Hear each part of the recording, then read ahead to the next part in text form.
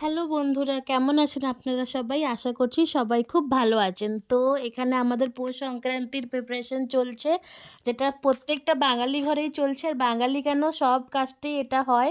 আর এটা দেখছেন পাটিসাপটা, এটা কিন্তু বানিয়ে নিয়েছিলাম আগের দিন, মানে একদিন আগে। এটার কোনো রেসিপি নেই, আমি পুরো সাজিয়ে দেখালাম। আর এখান থেকে কিন্তু মেন রেসিপিটা দেখাচ্ছি।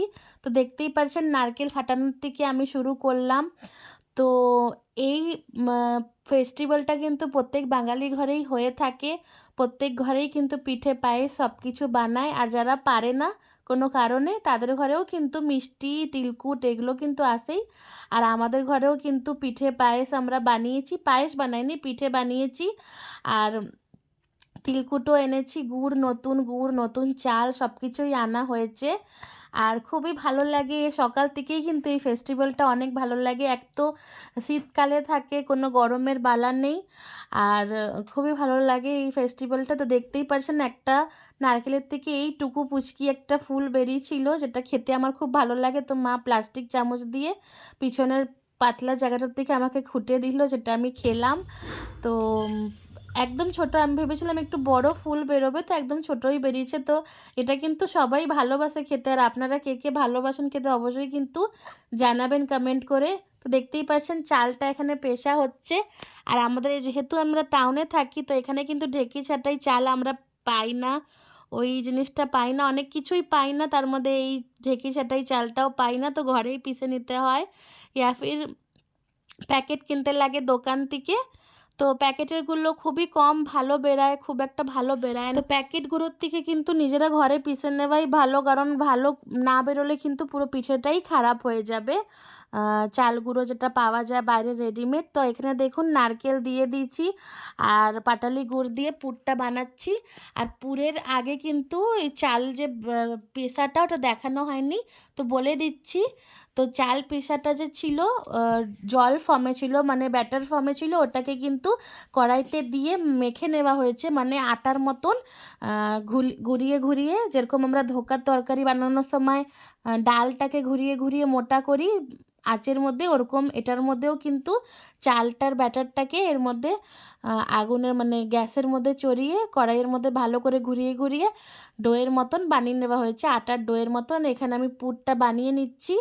আর এইদিকে দেখুন কিছুটা ব্যাটার মা এমনি রেখেছিল, মানে আটা বানায়নি, ওটার ব্যাটারটা এমনি রেখেছিল চিতই পিঠের জন্য।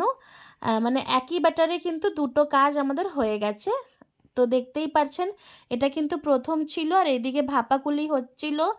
তো এটা স্টিমারটায় বানাচ্ছিল মা গ্যাসে চড়িয়ে, কিছুক্ষণ উনুনেও বসিয়েছে। আবার পরে যেহেতু ওখানে আমি কাজ করছিলাম, এখানে মা এটাকে এই গ্যাসে বসিয়ে দিচ্ছে। আর এই স্টিমারের যে মেশিনটা না, ওটা কখনো কখনো কাজ হয়, আবার কখনো কখনো গরম হয় না, মানে আপ অ্যান্ড ডাউন হয়, যার জন্য আমি বললাম গ্যাসেই বসিয়ে দিতে।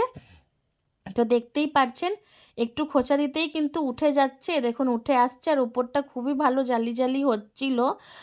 তো এটাকে আপনারা চাইলে কিন্তু দুধেও দিতে পারেন, দুধে দিলেও খুব ভালো লাগে, মানে পাটালি গুড় দিয়ে দুধটাকে বানিয়ে দুধে ফুটালেও কিন্তু খুবই টেস্টি হয়। কিন্তু আমরা শুকনোই রেখেছিলাম, তো খুব ভালো ছেড়ে যাচ্ছিলো। এগুলো একদম প্রথম দিক ছিল, যার জন্য দুটো পিঠে আমার একটু সেটে গেছে, বাকি পরেরগুলো ভালোই কিন্তু উঠে যাচ্ছিলো। তো আপনারাও এরকম করে বানাতে পারেন। আর যদি ভিডিওটা ভালো লেগে থাকে অবশ্যই কিন্তু চ্যানেলটাকে সাবস্ক্রাইব করবেন। আর যারা ফেসবুক থেকে দেখছেন তারা কিন্তু অবশ্যই ফলো করে দেবেন। আপনারা কিন্তু দেখে চলে যান, অনেকেই দেখেন কিন্তু ফলো করেন না। তো ফলো করে দেবেন, কারণ এটা নতুন আমার পেজ বা চ্যানেল যাই বলতে পারেন, একদম নতুন। আপনারা ফলো করে দেবেন আর সাবস্ক্রাইব করবেন। আর যদি ভালো লেগে থাকে অবশ্যই কিন্তু লাইক করবেন। আর আপনারা কি কি পৌষ পার্বণে পিঠে খেয়েছে সেটাও কিন্তু জানাবেন আমাকে কমেন্ট করে। তো খুব ভালো লাগবে, আমার কমেন্টগুলো পড়তে কিন্তু খুবই ভালো লাগে। মনে হয় যে না চলো আমার ভিডিও কেউ দেখছে আর তার ভালো লাগতে, তো সে কমেন্টও করছে।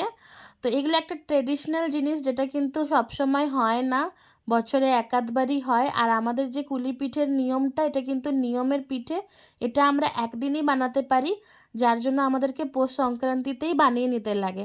বাকি চিতই পিঠে, পাটিসাপটা, দুধকুলি এগুলো তো বানাতেই থাকি, পুরো শীতকাল জুড়েই হতে থাকে। কিন্তু এই কুলি পিঠেটা কিন্তু এই দিনই হয়। দেখতেই পাচ্ছেন ব্যাটারটা এখানে রাখা আছে, আর মা এখানে সমানে কিন্তু কুলিগুলো বানিয়ে যাচ্ছে। আর এই কুলি সিদ্ধ ভাপা কুলিটা খেতে আমাদের ঘরেরটা সবাই কিন্তু অনেক ভালোবাসে। আমরা দিই যতটা পারি, আমাদের দিই অনেকটাই বানাই, অনেকটা করেই বানাই। আর একে একে কিন্তু এখানে আমার চিতই পিঠার ব্যাটার দেওয়া চলছেই। তো এগুলো কিন্তু আমার বাবুও অনেক ভালো খেয়েছে। আমি তো ভাবতেই পারিনি যে ও পিঠে খাবে, কেননা কোনো রকমের মিষ্টি খায় না, পিঠে পায়েস কিচ্ছু খায় না। কিন্তু ও এগুলো খেয়েছে, ও ভেবেছে ইডলির মতন না দেখতে, তো ইডলি তো খুবই ভালোবাসে। আর যেহেতু নোনতা ছিল ওই জন্য খেয়েছে। গুড় দিয়ে তো খাবে না, গুড় খায় না ও, চিনি গুড় এসব তো খায় না।